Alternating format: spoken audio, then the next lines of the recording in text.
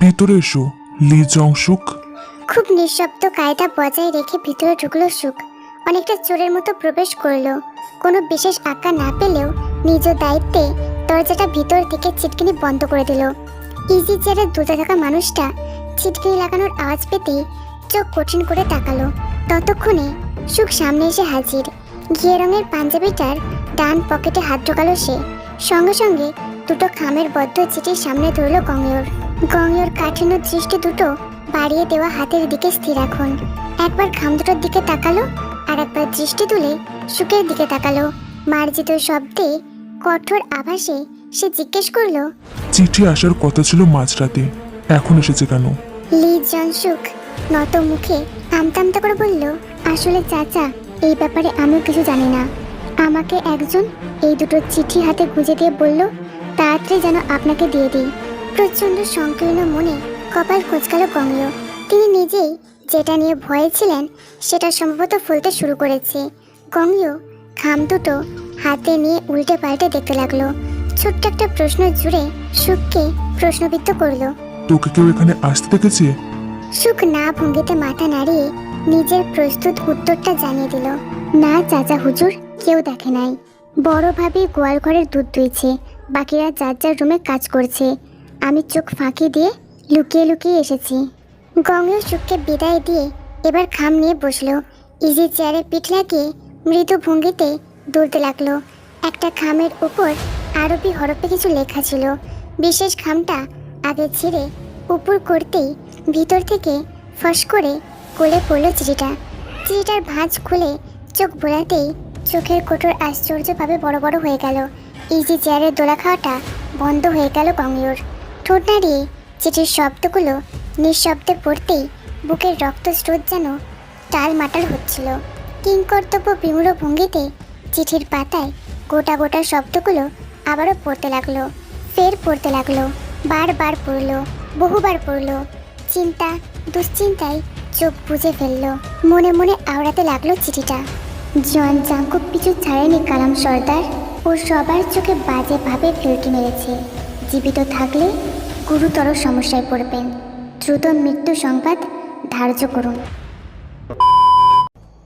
পিসিটা বহুক্ষণ যাবৎ অন করা, সেটা বন্ধ করার প্রয়োজন হয়নি। রুমের ভিতরটা নীলাভ আলোয় স্বল্পোজ্জ্বল হয়ে আছে। তাই গ্লাসটা খুলে রাখা, জানলার দুই পাশে জড়ো করে রাখা পর্দাগুলো বাতাসে উড়ছে, সেই সঙ্গে অনুভব করিয়ে দিচ্ছে শীতের আগমনী বার্তা। কফি মেকার থেকে মোটা পেটের মগটায় ঢকঢক করে কফি ঢালছে মিনহো। কফির অবস্থা দেখে মুখ কুঁচকে রেখেছে। কালো, তার মধ্যে চিলতেখানি চিনির কণাও পড়েনি, না পড়েছে 1 চামচ দুধ। মাঝারি সাইজের কফির মগটায় 5 চামচ কফি পাউডার মেশানো হয়েছে। দ্রবণটা হয়েছে একদম কুচকুচে কালো, গন্ধে এতটা তিক্ততা, না জানি খেতে কেমন জঘন্য হয়। তবুও নাকি জঘন্য পানীয়টা বসের জন্য তৈরি করা লাগবে, না হলে কি অবস্থা করবে কেই জানে। ছোট্ট একটা আয়তাকার ট্রের ওপর সদ্য বানানো কফিটা রাখলো। ট্রেটা 2 হাতে ধরে উক্ত রুমটার দিকে যেতে লাগলো মিনহো। রুমের দরজাটা যদিও পুরোপুরি খোলা, তবু সে সৌজন্যতার খাতিরে দরজায় নক করলো। নীলাভ বাতিতে আলোকিত রুমটা দেখে কেমন যেন গা ছমছম করলো মিনহোর। বাতাসে শো শো ধ্বনি অদ্ভুতভাবে উথাল পাথাল করেছে।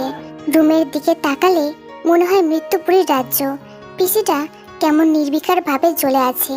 মনে হচ্ছে রুমটার সমস্ত অন্ধকার দেখে খুশিতে মত্ত। মিনহো এবার খুব সাবধান গলায় ডাকলো, স্যার। গলাটা যেন কেঁপে উঠল মিনহোর। কেন কেঁপে উঠল সে জানে না। সে যথেষ্ট সাহসী ব্যক্তি, প্রচুর দুঃসাহসিক কর্মকাণ্ড করার রেকর্ড তার আছে। এত কিছুর পরেও এই একটা ব্যক্তির কাছে আসলে তার সকল সাহস কোণঠাসা হতে বাধ্য হয়। পিসির সামনে মুখোমুখি অবস্থায় থাকা রকিং চেয়ারটা নড়ে চড়ে উঠল। এক নিমেষেই সেটা পিসির দিক থেকে মুখ সরিয়ে মিনহোর দিকে ঘুরে এলো। মিনহো অবশ্য চমকালো না। গত রাতে একই রকম দৃশ্যের অভিজ্ঞতা সে আরও একবার হয়েছে, তাই আজ সে উদ্যোগী ভঙ্গিমায় সচেতন। মিনহো অবস্থা দেখে ব্যবস্থা নেওয়ার পূর্বে আর এক দফায় ডেকে উঠল, স্যার, স্যার, আপনার মাথা কি ব্যথা করছে? প্রশ্ন করার পর কয়েক মিনিট নীরব রইল। এর পরপরই নীরবতা ছিন্ন করে ভারী গলায় জাঙ্কুক বলল, মগটা টেবিলে রেখে বিদে হও, লাইট জ্বালতে যাবে না। মিনহো যথা আজ্ঞা সূচকে ভিতরে ঢুকলো। রকিং চেয়ারের পাশে এসে টেবিলের উপর রাখলো মগটা। ঘাটটা ডানে ঘুরিয়ে এক পলক চেয়ারে হেলান দেওয়া ব্যক্তিটার দিকে তাকালো। সে চোখ বন্ধ করে একটা হাত ভাবুক স্টাইলে হ্যান্ডেলে রেখে ঠোঁটের কাছে আঙুল দিয়ে রেখেছে। মিনহো আবার প্রশ্ন করলো, স্যার রাগ না করলে একটা কথা বলি? আপনি একটু ঘুমান স্যার। 46 ঘন্টা ধরে আপনি কম্পিউটারের সামনে বসে আছেন, আপনার চোখ খুব লাল হয়ে গেছে। কথাটুকু শেষ করে সেখানে দাঁড়িয়ে রইল মিনহো। ফ্লোরের দিকে দৃষ্টি রেখে চাপা হতাশার নিঃশ্বাস ছেড়ে দিল। ঠোঁটের কাছ থেকে আঙুল সরিয়ে স্বাভাবিক হলো জাঙ্কুক। মগের হ্যান্ডেলটা 2 আঙুলে পেঁচিয়ে টেবিল থেকে তুলে নিল সেটা। নিচের ঠোঁটটার কাছে মগটা এনে গভীর করে একটা চুমুক দিল। তিক্ততা স্বাদের আভাস কোনোভাবে মুখের উপর প্রকাশ পেল না। চোখ বন্ধ করে বহুক্ষণ পর জবাব দিল জাঙ্কুক, 72 ঘন্টা খাটতেও সমস্যা নেই মিনহো, অসুস্থ হব না, শুধু মাথাটা একটু ঝিমঝিম করবে, এর বেশি কিছুই হবে না। তোমার কাজ না থাকলে একটু পিসির সামনে বসো, আমি কফিটা ততক্ষণে শেষ করে নিই। বলতে বলতেই চেয়ার ছেড়ে উঠে গেল জাঙ্কুক। মাথাটা আসলে যন্ত্রণা করেছে। নির্ঘুম দশা যে কতটা অসহ্যকর সেটা ফিল্ডে ফিরেই বোঝা যায়। জাঙ্কুকের নির্দেশ মতো রকিং চেয়ারে বসলো মিনহো। ইতিমধ্যে আন্দাজ করে ফেলেছে নির্ঘাত কোনো গুরুত্বপূর্ণ নিউজের জন্য অপেক্ষা করেছে তার বস। এত খাটাখাটনির পিছনে যে গুরু রহস্য লুকিয়ে আছে সেটা কিছুক্ষণের মধ্যেই বেভাস হতে বাকি নেই। জাঙ্কুক ধীর গতিতে হাঁটতে হাঁটতে জানালার কাছে এসে দাঁড়ালো। ট্রাউজারের লেফট পকেট থেকে ফোনটা বের করে কল বসালো। ধোঁয়া ওঠা কফিতে চুমুক দিতেই বাঁ কানে রিসিভ হওয়া টিউনটা শুনতে পেল। চুমুক শেষে মগ নামাতেই ঝাড়ি লাগিয়ে বলল, কি রে বেটা, রিসিভ করতে এত টাইম লাগে কেন? থাকিস কোথায়? তোর ভাবি আমার খবরটা চটপট দে, আর যদি আমার বউ করতে দেখি থাপড়ে দাঁত তুলে আনবো। ওপাশ থেকে গুইগাই করতে করতে শেষে রাগ দেখিয়ে বলল, নিজের খেয়াল তো রাখতে জানে না, আবার আমাকে সাজাচ্ছে। সারা দিন তো ঘুমিয়ে ঘুমিয়ে সময় কাটাও, আমার অবস্থা কি করে বুঝবে? কফিতে চুমুক দিতে গিয়ে ফিক করে হেসে ফেলল জাঙ্কুক। হাসতে হাসতে আকাশের দিকে অন্যমনস্ক হয়ে বলল, হ্যাঁ ঠিকই বলেছিস, আমি তো ঘুমিয়ে ঘুমিয়ে দিন কাটাই, খুব আরামে কাটছে রে। জাঙ্কুকের মুখটা না দেখলেও তার কণ্ঠের ধাত শুনে চুপ হয়ে গেল জিহো। কথাটা আসলেই এভাবে বলা ঠিক হয়নি। সে তো জানে তার ভাই শুধু শুধু দূরে গিয়ে থাকছে না, বাধ্য না হলে কেউ দূরে থাকতে চায় না। জিহো গুমোট অবস্থার ভিতর সকালের ঘটনাটা ব্যক্ত করবে কিনা চিন্তায় পড়ে গেছে। ভাবতে ভাবতে শেষে প্রচণ্ড দ্বিধা নিয়ে বলতে শুরু করলে হঠাৎ বিকট উল্লাসে, স্যার এক্ষুনি আসুন বলে চেঁচিয়ে উঠল মিনহো। গরম কফিতে কেবল চুমুক দিতে নিয়েছিল জাঙ্কুক। অমন ভরকে দেওয়ার চিৎকার শুনে কফির আগুন তুলো তাপটা ঠোঁটে লেগে গেল ওর। সাথে সাথে ঠোঁটটার জ্বলনি কমানোর জন্য 2 পাটির দাঁত দিয়ে চেপে ধরল জায়গাটা। কলটা অজান্তেই কেটে দিল জাঙ্কুক। কি থেকে কি হলো সেটা বোঝার আগে কঠিন মেজাজে পিছু ঘুরে তাকালো। মিনহো এই প্রথম বসের রাগ উপেক্ষা করে আশ্চর্য কণ্ঠে হড়বড় করে বলতে লাগলো, আপনার ইমেলটা চলে এসেছে স্যার, চলতে এদিকে আসুন, এক্ষুনি এদিকে আসুন, দেখে যান আপনার ইমেল কোত্থেকে এসেছে। স্যার আপনি প্রচণ্ড খুশি হয়ে যাবেন, আপনার এফোর্ট ভেস্তে যায়নি। নীরবে নিভৃতে 17টা শাড়ি নিঃশেষ হওয়ার ঘটনাটা বাড়ির মধ্যে জানাজানি হয়ে গেল। সেই সঙ্গে চাহর হয়ে গেল রুমের ভিতরে অজ্ঞাত কেউ তাণ্ডব লীলা চালিয়েছে। পুরো ঘটনা সচক্ষে দেখার পর জিনের অবস্থা বাকশূন্য। তিনি ডাক্তারের কাছে চেক আপ করে সদ্য বাড়িতে পা ফেলেছেন। পা ফেলতেই তিনি জঘন্য ঘটনার বিবরণ শুনে হতবাক। তিনি রীতিমতো ভেবেই পাচ্ছেন না তের ব্যক্তিগত জিনিসের প্রতি এত ক্ষোভ কিসের। তে পুরো ব্যাপারটা বিশদভাবে জানালেও জিন অদ্ভুত কাণ্ডের মতো নীরব রইল। কোনো প্রকার বাক্য খরচ না করে ছাদের রুমটা দেখে এলো। উপস্থিত সকলের পানে অস্বাভাবিক দৃষ্টিতে তাকিয়ে শেষমেশ তের উদ্দেশ্যে বলল, তুই আমার রুমে আয়, এক্ষুনি আসবি, রান্নাঘরের দিকে যাবি না, জাঙ্কুকের রুমে ঢুকবি না, সোজা আমার রুমে আসবি। কথার ধাঁচ দেখে চোখ ছোট ছোট করে তাকালো রানী। মুখে কিছু না বললেও মনে মনে ঠিকই মুখ্য ব্যাপারটা আজ করতে পারছে। সবাই সেখানে উপস্থিত ছিল, কেবল লিসা সেখানে উপস্থিত ছিল না। এটা নিয়ে কারোর মনে সন্দেহ না জাগলেও আসল ব্যক্তির মনে ঠিকই সন্দেহটা পাকাপাকি হয়ে গেছে। জিনের প্রস্থানের পর রানীও সেখান থেকে মুহূর্তক্ষণ না দাঁড়িয়ে চলে গেল। নিজের রুমের দিকে আসার আগে চলন্ত পা দুটো লিসার রুমের কাছে থেমে যায়। দুই কানে এয়ারপ্যাড গুজে বিছানার হেড সাইডে পিঠ এলিয়ে বসে আছে লিসা। চোখ দুটো শান্ত ভঙ্গিতে বন্ধ করা, ঠোঁট দুটো যেন কানের তালে তালে নড়ছে। নিঃশব্দে আলোড়িত হচ্ছে কম্বলের ভিতরে থাকা পা দুটো। রানী এই দৃশ্য দেখে দরজায় নক করলো না, কঠিন মেজাজ রুমে ঢুকে দারুণ ক্ষিপ্ততায় ঠাস করে দরজাটা বন্ধ করলো। তীব্র শব্দে বিছানা কাঁপিয়ে শিউরে উঠল লিসা। হড়কে গিয়ে কান থেকে এয়ারপ্যাডগুলো খুলে ফেললো। হাতের ফোনটাও কোল থেকে পড়ে গেলে চোখ মুখ ক্ষুব্ধ করে দরজার দিকে তাকালো। নিমেষেই সমস্ত রাগ যেন তরলে পরিণত হলো লিসার। ছোট্ট একটা ঢোক গিলে আসন্ন বিপদ থেকে বাঁচার পথ খুঁজতে লাগলো, কিন্তু ব্যর্থতা চারিদিক থেকে আগলে ধরলে নিরুত্তেজ দৃষ্টিতে তাকালো সে। রানীর দিকে আমতা আমতা গলায় সংকোচে সুরে বলল, আন্টি তুমি এসেছো? দরজাটা খুব জোরে লাগালে কেন? রানী বিছানার কাছে এসে চট করে লিসার দিকে এগিয়ে এলো। বিছানার হেড সাইডে এক হাত রেখে লিসার মুখ বরাবর ঝুঁকলো। রানীর কঠিন দৃষ্টি দেখে লিসা ভীতিপূর্ণ উদ্ভ্রান্ত চাহনিতে গুটিয়ে গেল। রানী তার অন্য হাতটা এগিয়ে খপ করে লিসার চোয়াল চেপে ধরল। লিসাকে বিন্দু মাত্র গোঙানোর সুযোগ না দিয়ে চিপিয়ে চিপিয়ে বলতে লাগলো, রাতের বেলা অত পাকমো করতে কে বলেছিল? কেন ওখানে গিয়েছো? কোন সাহসে?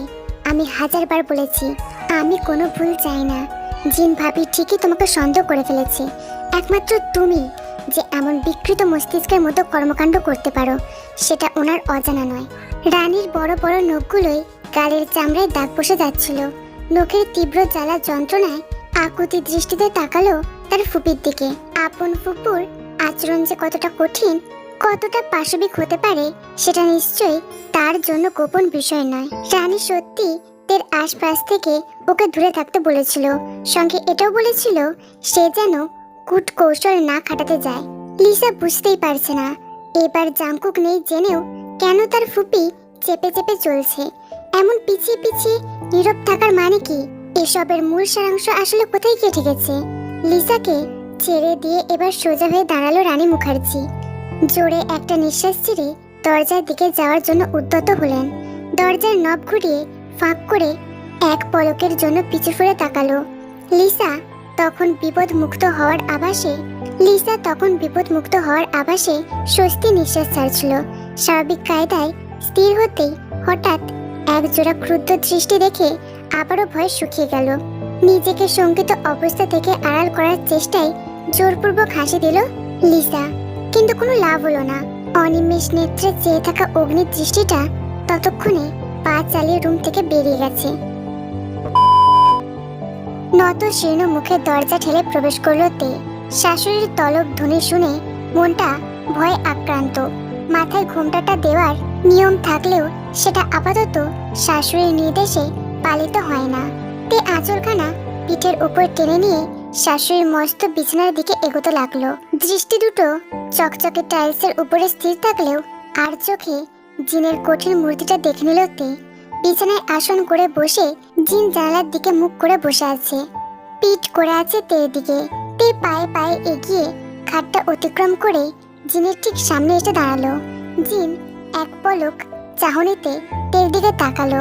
তের সংকুচিত হৃদয়ের উদ্বেগ অবস্থা দেখে পাশে বসার নির্দেশ দিল। শাশুড়ির আদেশে শির ঝোঁকানো অবস্থায় বিছানায় বসল তে। অমনি তার মুখোমুখি হয়ে সুতীক্ষ্ণ চাহনিতে আটসাট হয়ে বসল জিন। অন্য সময় তের হাত দুটো মাতৃতুল্য কোলের উপর দৃঢ়ভাবে টেনে নিত। সুকমল হাত দুটো ধরে স্নেহের চুমু দিতেও দেরি করত না। আজ ব্যতিক্রম কাণ্ড ঘটানোর পাশাপাশি তিনি কণ্ঠস্বর দৃঢ় করে বললেন, রুম থেকে আর কিছু কি হারিয়েছে? তে একটু সময় নিয়ে ভেবে নিল, এরপর নত মুখে মাথাটা না সুযোগ নাড়িয়ে জবাব বুঝিয়ে দিল। জিন উত্তর পেয়েও স্বস্তি সুযোগে ফিরল না। জেরার প্রসঙ্গটা বজায় রেখে থেকে আবারও প্রশ্ন করে বলল, তোর সাথে কেউ খারাপ ব্যবহার করেছে? মন ছেড়ে উত্তর দিবি, আমার কাছে কিচ্ছু লুকানোর চেষ্টা করবি না। তে এবার মাথা তুলে শাশুড়ির দিকে তাকালো, শান্ত নিবিড় ভাবে বলল, না মা, আমার সাথে কেউ খারাপ ব্যবহার করেনি, আমি মিথ্যা বলছি না। জিন কিছুক্ষণ স্থির দৃষ্টিতে তের দিকে তাকিয়ে রইল। এরপর তের পিছনে থাকা দেওয়াল ঘড়িটার দিকে এক পলক তাকিয়ে আবার তের পায়ের দিকে তাকালো। ভারী একটা নিঃশ্বাস ছাড়তেই রুমটার ভিতরে নিঃশ্বাসের শব্দ ছড়িয়ে পড়ল। তিনি তেকে ভেঙে কিছুই বললেন না। পায়ের অবস্থা দেখে নির্দেশ দিলেন বিছানায় উঠে বসতে। কথাটুকু শেষ হওয়া মাত্রই নিজেই বিছানা ত্যাগ করে রুম থেকে বেরিয়ে গেল। এমন আশ্চর্যজনক আচরণ দেখে আস্ফালন দৃষ্টিতে তাকিয়ে থাকা ছাড়া তৃতীয় উপায় ঠাউর করতে পারল না তে। জিন মন শক্ত করে নির্দিষ্ট গন্তব্যের দিকে পা বাড়ালো। ওড়নাটা মাথার উপর ভালোভাবে টেনে নিয়ে কাঙ্ক্ষিত রুমটার ভিতরে ঢুকলো। কোনো প্রকার সৌজন্যতা না দেখিয়ে একেবারে রানীর সামনে এসে দাঁড়ালো। রানী ফোনে ব্যস্ত ভঙ্গিতে কথা বলছিল। দরজা দিয়ে জিনকে ঢুকতে দেখে সে আর কথা বলতে পারল না। ফোনটা কান থেকে সরিয়ে চট করে কলটা কেটে দিল। জিনের মুখের অবস্থা দেখে সন্দেহাতীত ঘটনা নিয়ে বিচলিত হলো রানী। তবুও যতদূর সম্ভব সেটা আড়াল করে কৌতূহল গলায় বলল, কিছু কি হয়েছে আপা? আপনার মুখের অবস্থা এমন মলিন দেখাচ্ছে কেন? আপনি কি তের কথার মাঝপথে থামিয়ে দিয়ে কঠোর আভাসে জিন বলে উঠল, অবশ্যই কিছু হয়েছে। আমার পিঠ পিছনে এরকম ঘটনা আশা করা যায়নি ভাবি। আমি যখন বাড়ির বাইরে থাকি তখন পুরো বাড়ির দায়ভার আপনার উপরেই যায়। আপনি আমার অনুপস্থিতিতে কেমন খেয়াল রেখেছেন? আমি নিতান্তই অসুস্থ মানুষ, ওষুধের জেরে টিকে আছি। তাই বলে এমন দিন দেখতে হলো আমার বউয়ের রুমে ওসব তছনছ অবস্থা? আমি কিছুতেই ভেবে পাচ্ছি না। জিনের উদ্বিগ্ন কণ্ঠ শুনে কিছুটা স্বাভাবিক হলো রানী। পুরো বিষয়টাকে ঠান্ডা মস্তিষ্কে সামাল দেওয়ার জন্য মিথ্যা চিন্তার অভিনয় করে বিচলিত সুরে বলল, আমার ভুল হয়েছে আপা। লিসার জন্য লজ্জায় এখন মুখ দেখাতেও পারছি না। ও রাগের ঝোঁকে কাজটা করে ফেলেছে আপা। ওর বাবার সাথে ঘুরতে যাওয়ার প্ল্যান ছিল। এদিকে ভাইজানেরও শেষ মুহূর্তে কাজের খবর এসে যায়। আপনি তো জানেন ভাইজান পলিটিক্সের মানুষ। দিনে কত লোকের সাথে ওঠা বসা করা লাগে তার কোনো হিসেব নেই। তাই জন্য ভাইজান লিসাকে বাধ্য হয়েই না করে দেন। ও বুঝতে পারেনি রাগের মাথায় কাজটা করার পর হুঁশ ফেরে। ততক্ষণে যা হওয়ার সব হয়ে গেছে। আমার কাছে রাতে এসেই কান্না জুড়ে দিয়েছিল, আপা আপনার হাত দুটো ধরি, আপনি মেয়েটাকে মাফ করে দিন। তের শাড়ির ব্যবস্থা আমি করে দিচ্ছি। বিকেলের মধ্যেই হোম ডেলিভারি করিয়ে দেব। রানী এখানেই ক্ষান্ত হলো না। যত প্রচার বশীভূত কথাবার্তা আছে সব এক এক করে ফলানো শুরু করে দিল জিনের মনকে সিক্ত করার জন্য। জিন ক্রুদ্ধ হৃদয়ে এসেছিল ইচ্ছে মতো কথা শোনাবে বলে। পরক্ষণে ব্যাপারটা এমনভাবে উল্টে যায়, জিন তখন সমস্ত রাগ জেরে বিগলিত হৃদয়ে চলে যায়। জিনকে আজকের মতো জব্দ করতে পেরে বুকের উপর থেকে 10 টনের পাথর সরে গেল রানীর উপর থেকে। ভারমুক্ত হয়ে হাঁপ ছাড়তে ছাড়তে দপ করে ডিভানে বসে পড়ল সে। জিন যেমন সরল এবং সহজ মন নিয়ে চলাফেরা করে, তেমনি আকস্মিক রাগ নিয়ে আগমন হলে সেটা সামলে নেওয়া ঠিক ততটাই কঠিন। সমস্যা হলো লিসা আবার যদি কোনো অনাকাঙ্ক্ষিত ব্যাপারগুলো ঘটায় তাহলে সোজা জাংকুকের কান অবধি পৌঁছে যাবে। বাড়ির প্রতিটা কাজে মুখ্য কর্তা হিসেবে এখন জাংকুকই গণ্যমান্য। তার একটা কথার উপর দ্বিতীয় কথা বলার সাহস কারণ নেই। নিশ্চয়ই সে স্বাভাবিক চিন্তাধারার ব্যক্তি, হাসি খুশি থাকতে পছন্দ করে। কিন্তু রাগ যখন তুঙ্গে পৌঁছায় তখন সেটা নিচে নামানো দুঃসাধ্যের ব্যাপার। তাকে থামানো, বোঝানো, শান্ত করার জন্য নিজেরই ধৈর্য যেন অসহায় হয়ে যায়। অধৈর্য হয়ে বিগড়ে যায় মেজাজ। যার মুখটা হাসিতে ভরপুর তার রাগটা ততটাই ভয়ঙ্কর। গ্রামের চিরপরিচিত পরিবেশ নিয়ে যতদূর বর্ণনা খাটে তাতে হয়তো সরল সহজ জীবনযাত্রার দৃশ্যপট ফুটে ওঠে। চিত্রিত হয় সবুজে ঘেরা মেঠোপথের রাস্তা, মান সপাটে ভেসে ওঠে সরলভাবে রোজগার করা পুরুষের কর্তাশ্রম। দিনের শুরুটা সূর্যোদয় দিয়ে আরম্ভ হয়েছিল। জাগতিক কর্মকাণ্ডগুলো শুরু হয়েছিল স্বাভাবিক নিয়মে। খাঁকা করা খরাক্রান্ত জমি, মাথার উপর জ্বলন্ত সূর্যপিণ্ড দাপুটে রাঙা ছড়াচ্ছে। জমির একদিকে টিনের বাংলা বাড়ি, বানানো। বাড়িটাও পুরনো হয়ে টিনের উপর জংয়ের আস্তরণ পড়েছে। আশেপাশে কোনো জনমানব নেই।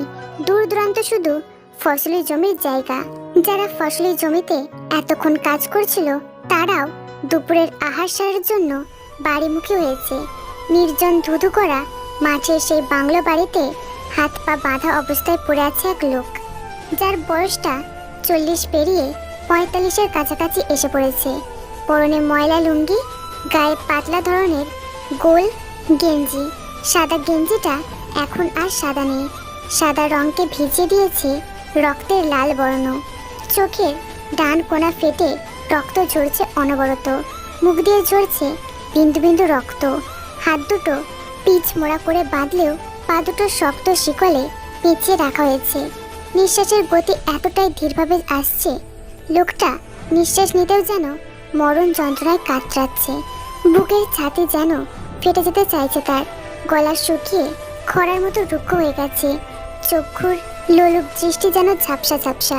হঠাৎ মাথার উপর কঠিন ব্যথা অনুভব করে চিৎকার করল লোকটা, কিন্তু আফসোস, গলা ভেদ করে সেই শব্দগুলো যেন কুণ্ডলি পাকিয়ে আটকে যাচ্ছে। চিৎকার করতে গিয়েও ব্যর্থ হলো। জোরে জোরে কাঁচতে থাকে লোকটা। তক্ষুনি ঝাপসা দৃষ্টির সামনে টিনের বদ্ধ দরজাটা দু দ্বার বরাবর খুলে গেল।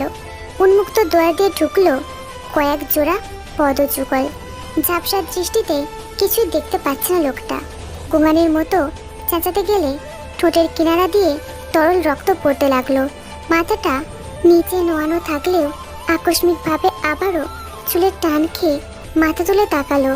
বুঝে আসা চোখ দিয়ে পিটপিট করে তাকাতেই অনেকক্ষণ পর বুঝতে পারলো সামনে এখন কে দাঁড়িয়ে আছে। লোকটা হলফ মাত্র দেরি করলো না। ভয়ে আতঙ্কে উপস্থিত সবার সামনে হাউমাউ করে কেঁদে উঠল। টিনের ঘরটার ভেতরে লোকটার ক্রন্দন ধ্বনি দফায় দফায় বেজে উঠছিল। পদযুগল এসে একদম কাছাকাছি থামলো। কেবল একজোড়া বৃদ্ধ পা এসে 2 কদম বেশি এগিয়ে এলো। লোকটা হাউমাউ করে কাঁদতে কাঁদতে বলে উঠল, আমারে ছাড়িয়ে দেন হুজুর। ও হুজুর, আমি ভুল করেছি, আমারে মারবেন না। আমি আপনারে কিডনি বেচা হলেও টাকা পরিশোধ করিয়া দিমু। আমারে এইবারের লাইগা ছাড়িয়া দিন হুজুর। আমি কারোর কাছে কিচ্ছু কইব না। আমি যে করেই হোক কালকের মধ্যে আপনার টাকা দেয়া যামু। আমারে মারবেন না হুজুর। আমার বউ পোলা পাইন কেমনে চলবে? আমি ছাড়া ওগরে কেউ দেখবে না হুজুর। বৃদ্ধ পথজোড়ার ব্যক্তিটা কথাগুলো নীরবে শুনল। শোনার কয়েক মুহূর্ত স্থির থেকে মাটিতে নতজানু হয়ে বসলো। মাটিতে বসার দৃশ্য দেখে চেলারা সব হই হই করে মাদুর পটি বিছিয়ে দিতে চাইলো, কিন্তু বৃদ্ধ লোকটা আঙুলের ইশারা করে সবকটাকে সেখানে থামিয়ে দিল। ক্ষত বিক্ষত লোকটা অশ্রু টলমল চোখে বৃদ্ধের সহানুভূতির আভাস পেয়ে শান্ত হতে লাগলো। কান্নার হিড়িকে কাঁপতে কাঁপতে বলল, হুজুর। চোখের পলকে সবকিছু বিভৎস অন্ধকারে ছেয়ে গেল। কানের ভিতরে মৌমাছির মতো ভোঁ ভোঁ করতে লাগলো মাথায়। ঝাপসা দৃষ্টিটা আরো সংকুচিত হতে হতে ধপ করে মাটিতে লুটিয়ে পড়ল। চোখের সামনে প্রহেলিকার অন্ধকারে ছেয়ে গেল লোকটার। ফেনিক দিয়ে তরতর করে রক্ত বন্যা জায়গাটা সিক্ত করতে লাগলো। নতজানু অবস্থায় থেকে সোজা হয়ে দাঁড়ালো বৃদ্ধ। মাটিগুলো ঝাড়া দিতে দিতে চেলাদের একজনকে জিজ্ঞেস করলো, ওর বাড়ির কেউ জানে? উক্ত চেলাটা ব্যস্ত ভঙ্গিতে উত্তর দিল, না হুজুর, ওর বাড়ির কেউ জানে না। ওরা জানে ও গাঞ্জা টানতে উদা হয়ে গেছে। কেউ ওর খবর মালুম করতে পারবে না মোল্লা হুজুর। আমি আপনার নিশ্চিন্ত দিচ্ছি, ওর 14 গোষ্ঠীর কেউ ওর খবর উদ্ধার করতে পারবে না। আপনি ঠান্ডা মাথায় বাড়ি যান, বাকিটা আমরা দেখছি। গম্ভীর মুখে মাথা নাড়িয়ে হাত দুটো কোমরের কাছে বেঁধে নিল কংয়। যেই ভঙ্গিতে তিনি এসেছিলেন সেই একই ভঙ্গিমায় চুপচাপ সেখান থেকে বেরিয়ে গেলেন। 3 জন চেলা আগে থেকেই পথঘাটের অবস্থা দেখে এসেছে। রাস্তায় কয়েকটা চাষা ছাড়া আর কেউই নেই। তারা গংয়র জন্য অন্য রাস্তার খবর দিয়ে সেই দিক বরাবর বাড়ি ফিরতে বললেন। গংয় আবারও দ্রুততার সাথে সকল গ্রামবাসীর চক্ষুর আড়ালে কাজ সেরে এলো। নিজের বাড়িতে ফিরতেই কলপাড়ে গিয়ে সাদা মাটা ভাবে হাত মুখ ধুলো। বড় বউয়ের কাছে 1 গ্লাস জলের চাহিদা প্রকাশ করে নিজের ঘরের দ্বার ঠেলে ঢুকলো। ঘরের এক কোণে থাকা আলনা থেকে শুকনো গামছাটা নিয়ে মুখ মুছতে লাগলো। এরপর বড় বউ জলের গ্লাস নিয়ে হাজির হলো। দরজার মুখে দাঁড়িয়ে, আব্বা আপনার পানি বলতেই গঙ্গিও প্রসন্ন হাসি দিয়ে বলল, বাইরে দাঁড়ানোর দরকার নেই বড় বউ, ভিতরে এসে গ্লাসটা রাখো। বড় বউ ঘরে ঢুকে ছোট্ট কাঠের টেবিলে গ্লাসটা রাখতেই গঙ্গিও কোনোই পর্যন্ত হাত মুখ মুছতেই বলল, আমার নাতনিটার কোনো খবর আনছো বড় বউ? জিমিনের সাথে কোনো যোগাযোগ হয়? বড় বউ উদাস মুখে চোখ নামিয়ে বলল, আব্বা জিমিনের ফোনটা কেমন নষ্ট হয়ে গেছে, ওটা নাকি কাজ করে না। জেনে রাগ দেখিয়ে ফোনটা যে আছাড় মারলো, ওটাই ঠিক হয়নি। গঙ্গিও ভাবুক মুখে গামছাটা বড় বউয়ের দিকে বাড়িয়ে দিল। বড় বউ শ্বশুরের ভেজা গামছাটা নেড়ে দেওয়ার জন্য চলে গেলে গঙ্গিও তার ইজি চেয়ারে গিয়ে বসলো। চোখ দুটো ঘুমে ঢুলে আসছে। ইজি চেয়ারে দোল খেতে খেতে তিনি জীবনের মস্ত বড় ভুলটা নিয়ে ভাবতে লাগলেন। জিনকে যখন বিয়ে দেওয়া হলো তখন হয়তো জানাই ছিল সে সেনা সদস্যেরই স্ত্রী হয়েছে। জিনের সাথে যোগাযোগ বিচ্ছিন্নতার বিশেষ কারণ হয়তো এটাই ছিল জিনের স্বামীর পেশাগত জীবন। গঙ্গিও স্বেচ্ছায় জিনের সাথে যোগাযোগ রাখেননি, কিন্তু জিনের সেই স্বামী যখন দুনিয়ায় নেই তখন এসব নিয়ে আর চিন্তায় পড়েননি। জিন বহু বছর পর তার ভিটে বাড়িতে ঘুরতে এসেছিল। সব পরিবারে না হলেও যাদের নিয়ে এসেছিল বেশ ভালো করে খাতির করেছে গঙ্গিও। এখানেই তিনি বিশাল বড় ভুলটা করে ফেললেন। যে ছেলেটাকে তিনি সহজ চিত্তে সুপুরুষ ভেবেছিলেন, ওই ছেলে সহজের কাতারে কোনোদিনও পড়তো না। জিনের ছেলেকে নিয়ে বৈবাহিক সম্পর্ক করার ইচ্ছে তার ছিল না, ওই রকম মনোবৃত্তই তার উদয় হয়নি। জিন যখন নিজে থেকে বিয়ের প্রস্তাব দিয়ে বসেন তখন আশেপাশের পরিস্থিতির কথা চিন্তা করে তেকে বিয়ের পিড়িতে বসিয়ে দেন। আচ্ছা, তে কি আদৌ এ বিয়েতে মন থেকে রাজি ছিল? দেশের সর্বত্র নাতিশীতোষ্ণ আবহাওয়া। আকাশে সূর্যের দেখা নেই। ভারী ভারী মেঘের আড়ালে ঢাকা পড়েছে সূর্য। খুব যে একটা ঠান্ডা অনুভব হচ্ছে তাও অবশ্য না। মেঘগুলো যেন বিষণ্ণতার উত্তীর্ণ হয়ে সূর্যকে আড়াল করে দিয়েছে। তার উপর সময়ের আবহকাল ছুটতে ছুটতে দিনপঞ্জিকার মাসগুলো পাল্টে দিচ্ছিল। জাদুদণ্ডের কারসাজির মতো পেরিয়ে যাচ্ছিল ঋতুময় চক্রটা। জিন দিনকে দিন অসুস্থ হয়ে পড়েছিল। মাথার যন্ত্রণাটার জন্য নানা পদের ওষুধ গিলতে হতো। দিনের বেশিরভাগ সময় তিনি শয্যাশায়ী থাকতো। প্রচণ্ড যন্ত্রণায় কাতরে কাতরে এক পর্যায়ে ঘুমের ডোজে ঘুমিয়ে পড়তেন। 4 মাসের ভিতরেই পুরো জন মেনশনে অতপ্রতভাবে জড়িয়ে গিয়েছে। চুপচাপ নীরবে কাজ সেরে যাওয়া তে নিজের সংসারের হাল ধরে আস্তে আস্তে অনেক কিছু বুঝে নিতে শিখেছে। জীবনের গভীরতা আজও তাকে কঠিনভাবে ভোগাচ্ছে। সে এখনো কারোর সাথে সেইভাবে সাক্ষ্যতা গড়ে তুলতে পারেনি।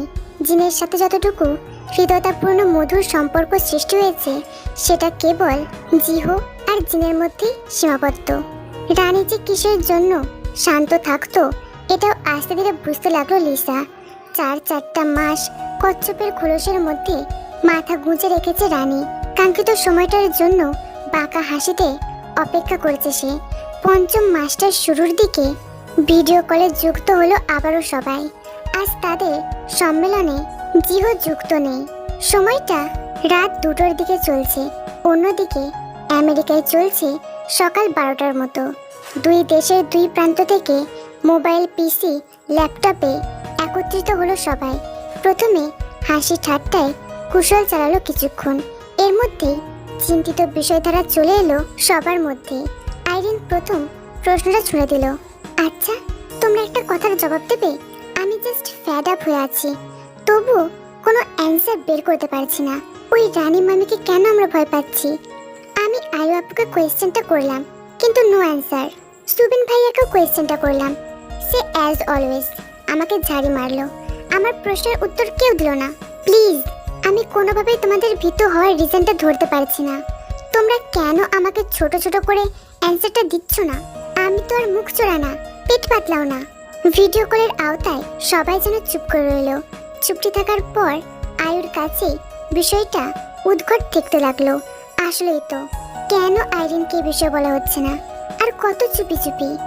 আয়ু সব চিন্তা উপেক্ষা করে গলা পরিষ্কার করে নিল, কানের এয়ারপডটা ঠিকঠাক করে শান্ত গলায় বলল, আইরিন শোন, রাগ করিস না। তোকে না বলার পিছনে তেমন কোনো কারণ নেই, কিন্তু টেনশনে ছিলাম যদি আবার কোনো প্রবলেম ক্রিয়েট করে দিস। তাহলে শোন, রানী মামির কথাটা ভয়ঙ্কর ভাবে ছিনিয়ে নিল সুবিন। তুই চুপ কর, তোর ব্যাখ্যা শুনতে শুনতে কান দিয়ে রক্ত বের হয়ে যাবে। আমি বলি, ওই রানী বেটির ভাই একটা তুখোর মাল, রাজনীতি করে, এক নামে সবাই চেনে। তুইও দামি মালটাকে চিনিস। নামটা আর ভাঙিয়ে বললাম না। আগুন আগুন যুদ্ধ লেগে কেমন অবস্থা হবে চিন্তা করেছিস? চিন্তা করিসনি তো? জাংকুক যদি শান্ত থাকতো, ওরে নিয়ে টেনশন কাজ করতো না। ওর মেজাজের উপর বিশ্বাস নেই আইরিন। যদি একবার খারাপ হয়ে যায়, জানোয়ারের মতো সবগুলোকে ছিঁড়ে খাবে। ওই বেডিটা আমরা ভয় পাই না আইরিন, ভয় পাই ওই লোকটাকে। ওই লোকটা খুব পাওয়ারফুল। আমার নিজের বাবা পর্যন্ত ওই লোকটার কাছে যাওয়ার আগে 10 বার ভাবে। না হলে ওই লিসাকে কি আমরা ছাড়তাম? ওরে না চুলের মুঠি ধরে কাদার মধ্যে ডুবাই দিতাম। সাহস আছে ঠিকই, কিন্তু ভয়টা কোন দিকে করছে এটা কি বুঝিস? সবাই আমাদের বাইরের অবস্থা দেখে ভাবে আমরা এমন দাপট দেখাই, অথচ সামান্য দুটো ডাইনির কাছে খুঁজো হয়ে আছি। কেন ভাই? আমরা যতই তোপ দেখাতে যাই না কেন, ওই সব মানুষ কেমনে যে বুকের উপর কলিজা টাইনা ধরবে আন্দাজও করতে পারবে না। আইরিন আর কোনো কথা বলতে পারলো না। আস্তে করে কয়টা কেটে দিয়ে অফলাইনে চলে গেল।